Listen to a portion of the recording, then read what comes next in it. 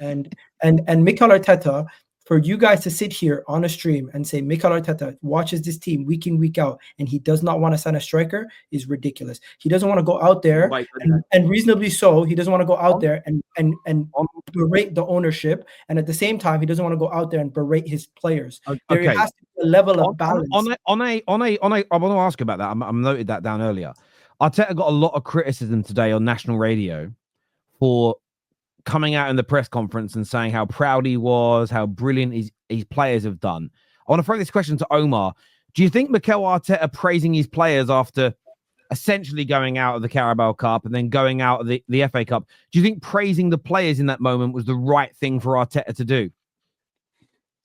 Not really, honestly. I understand, maybe he's trying to basically boost their morals after 2 games like that in the cup competitions. Basically, you're out of one, you're basically almost out of another one. So maybe that's why he basically did what he did. But I'll be honest with you, there's a time and a place for everything. And I feel like basically just going out and praising them the way he did is kind of what I would say. It kind of sounded a little bit out of touch, right? For me, right, when I was hearing this, right, I get, you want to boost your players' morals, but yeah, that's what I honestly think.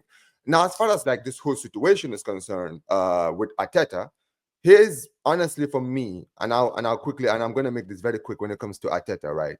For me, the reason why I think that Arteta should go for me is if you look at Arteta's time at Arsenal, yes, he's won a trophy in his first season, right, first half season, right. Since then, he hadn't really won anything, but he's basically built a team where he was able to challenge the league 2 seasons in a row, right? I honestly think, for me, right, you can say whatever you want to say about, the way the club basically handle things and how they do their finances and stuff like that. But here's the thing. The last 2 seasons that they challenged the league and failed, everybody could see the areas maybe they needed to improve in, right? Maybe they needed another striker who maybe could put the ball in the net for put a 20-goal season striker and stuff like that, right? I think that in situations like this, when you see how the club has basically fallen off in the last two years, the one that always gets the brunt at the end of the day is the manager, right? The manager is the first one that people go after. And I think that when it comes to Arteta, for the past 5 years, the fact that he hasn't really won anything since his first season, I think that he should have been the one to put the pressure on the board and say, listen, 2 seasons in a row, we've gotten so close to winning the league. We've gotten so close. We've been this close. We need to go out and actually spend. We need to strike while the iron is hot. I think that he should have come out and said, you know what it is? Because my job, my future is in the line here. If we do not win anything, the fans are going to want my head. So he had to, at that point, he had to come out and say, listen, put pressure on the board and say, listen, I want this guy. This is the guy I want this summer. I don't care how much he have to spend on him, but I need a player like this in my team to challenge for the league. Omar, Arteta said yesterday the decision to buy a new forward is out of his hands despite Jesus' injury. Do you think that's a man who's not saying, you know what, I really can't do anything. I've already told them what I want. He's just stating a fact because we know that. It's not in his hands. That's not saying anything spectacular. Bro, on the previous press conference, put some pressure on your manager. Put some pressure on your manager. All you're doing, one second. On the previous, there's already pressure on the manager. He's not an idiot. No, you need to put someone because all you're doing is backing him. I'm not going to change my mind. I can clearly see what's going on, and I don't think Mikel Arteta is the grand scheme issue at Arsenal Football Club. Clearly, you guys can see that there's certain recruitment flaws in our team, and you're putting it all on the manager when I think he's basically saying yes and no to certain areas that are being signed and certain positions that are being signed. But right now, what he's been asking for is probably a forward. And he said in the previous before the game, he said that there's certain areas where Arsenal need to catch up. And he was specifically speaking about spending in certain areas of the pitch. But I see what you're saying, Edgar. But let me just say this, Edgar. In any job area, right? Let's say for you, as example, Edgar, you were the Arsenal manager, right? Last 2 years, you've gotten as close as you did to winning the league, right? There's pressure when it comes to a club like Arsenal when you go as long as they have without winning anything, not even like winning leagues, but even trophies in general, right? And the pressure is on Arteta, has been on Arteta this season from the start of the season. From the start of the season, all the fans were saying, listen, this season, we want to see you win a trophy. We want to see you win something, right? And I think at times like this, where Arteta's future is on the line, whatever you think of it, his future is on the line here. He needs to actually come out and he actually needs to now put pressure on his board and say, listen, I understand it is not my job to be, I'm not the one that is in charge of the recruitments and stuff like, or basically signings and stuff like that. But this is the thing. You've seen what I've been able to do with the team so far. You've seen what I've been able to build, right? I need more tools in this team. This is why we've not been able to win the league. Look at the last 2 years. So, Omar, let me ask you a question on that. I think it's fair to say that all head coaches and managers should be putting pressure on their boards. Yeah. What makes you believe he isn't in meetings, in conversations with them, putting that pressure on them? I'm not gonna lie. I just honestly, it's kind of the way he kind of like speaks about them when he's asking press conferences. Now, I'm not saying he should throw them under the bus, right? Just basically make all kinds of drama and stuff like that. But I think sometimes certain managers, you can kind of see when they're like basically they kind of make it. You can see when they're in the press conferences, they're kind of alluding to it. They're kind of alluding to the fact that I won these players. I won these players in these certain areas, but unfortunately, it's not in my hands. Kind of emphasize more on it. Put more emphasis on it so that the fans can kind of read to the lines and say more and push it. I understand. Omar, there's no pressure on Arteta. Like, let's not act like the Arsenal board are putting pressure on him. But as long as he's on that top four, but there is no pressure on the board. I get it because he's doing what the board wants. No, I'm talking about Arteta. Like, there's no pressure. But that's what I'm saying. That's my point. Will, that's my point. For Arteta, as far as the club is concerned, there's no pressure on him because he's technically accomplishing what they want. He's in Europe. They're getting the revenue. That's great. But fan pressure is something else. You remember Wenger? Let's not forget. Arsene Wenger for years was in the Champions League every single season, right? Their board we're not worried about sacking him. But guess what? Eventually, the fans had enough, and then you could see that the revenue was going down, and in the end, the majority of the fans, in my opinion, they back him. Like, look at Igal, for example. He's still making excuses for the manager. Like, I think a majority of fans do think that way. I just don't think there's any pressure on our turning, but this is Will. I've seen it, man. It's turning, bro. The tide is really turning. It certainly seems to be.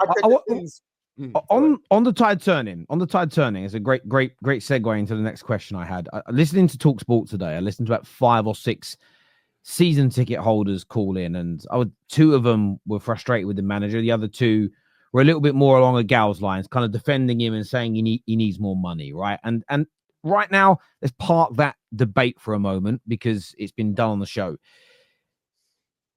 Each of them said the atmosphere at the ground the last 3 or 4 games have been atrocious. And their belief, talking to people around them, is that Arsenal fans are starting to not just specifically lose faith in Arteta, but they're losing faith in the season. And it's leading to less singing, less chanting, less encouragement. And that's essentially what the atmosphere at a football ground is encouragement. Is that the right approach for Arsenal fans to take in these games? To almost turn up and go, well, I don't believe, so I'm going to sing less, cheer less, and encourage less. And is a byproduct of that even worse performances? Is it right that because a fan maybe has lost a bit of faith that they're at the ground and they don't sing as much? Or is it right that they sort of show their frustration by singing less and booing more? I mean, how do you guys... Let me tell you from my perspective, Terry. Quantify that. As an Arsenal fan, seeing what's been happening, this happened every single year. We drop points or lose three successive games, and by the second game, you kind of already know what's going to happen in the next game. And fans going into the stadium, fans going into those games, picture the Aston Villa game last year. You guys already seen the atmosphere, how it was. For example, the Everton game a couple of years ago. It's not the away fans. It's the home fans. The home fans, they get nervy when we're losing or when we're down. They don't get up and back the team to the full extent. They kind of want the players to show us what they can do before they go up. And sometimes it's very irritating because you're watching the game and you can see that the whole atmosphere of the stadium is getting nervy, and that goes and impacts the players, I think. And how we are as fans, I really do think it's just a culmination of the 20 years of not winning. It really has rubbed on to us that we kind of feel like some of these people. For example, there's an AFTV interview yesterday of a guy who said, "I'm going to keep showing up to the stadium, but I don't believe in this manager. I don't believe in this team." He's like, "Why do you show up then?" He's like, because it's my routine. Again, that's what got me thinking about it, because I thought it was that was a really interesting bit of content, because not only were they both just listening to respond and not listening to understand, they kept on missing each other's points. And from an outsider listening, I was like, I get what you both mean. I am sort of sitting there, and it's a bit chicken and egg for me. I understand the perspective of I've lost faith in Arteta, or I've lost faith in the team, or both. Therefore, you ain't getting any energy from me. I understand it.